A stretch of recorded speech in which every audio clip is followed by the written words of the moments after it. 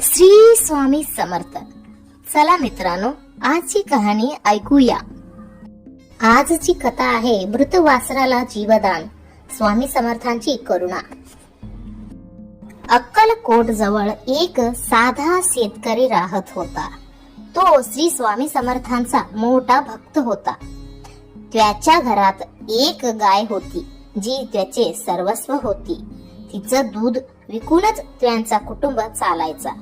त्या गायीला एक लहानच वासरू झालं. घरात आनंदाचा वातावरण होता.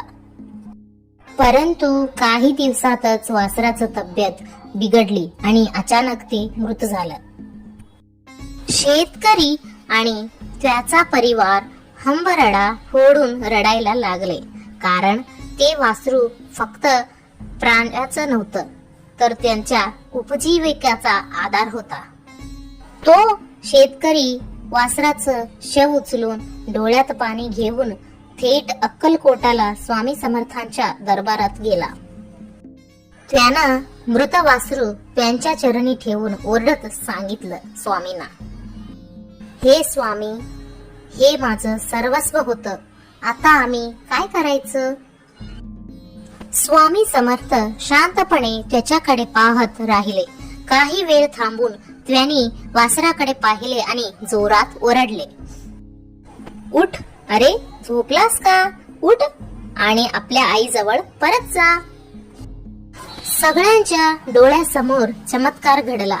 ते मृत वासरू हळूहळू हालचाल करू लागलं आणि काही क्षणात उठून उभं राहिलं. शेतकऱ्याच्या डोळ्यातून अश्रू वाहू लागले. पण आता ते दुःखाचे नव्हते, ते स्वामींच्या कृपेच्या, प्रेमाचे आणि श्रद्धेचे अश्रू होते. मित्रांनो, ही लीला दाखवते की स्वामी समर्थांच्या कृपेनं केवळ माणसानच नव्हे तर प्राण्यांनीही जीवदान मिळू शकतो.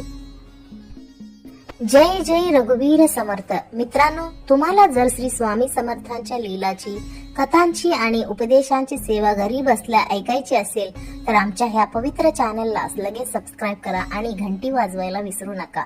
स्वामी समर्थांची कृपा सदैव तुमच्यावर राहो.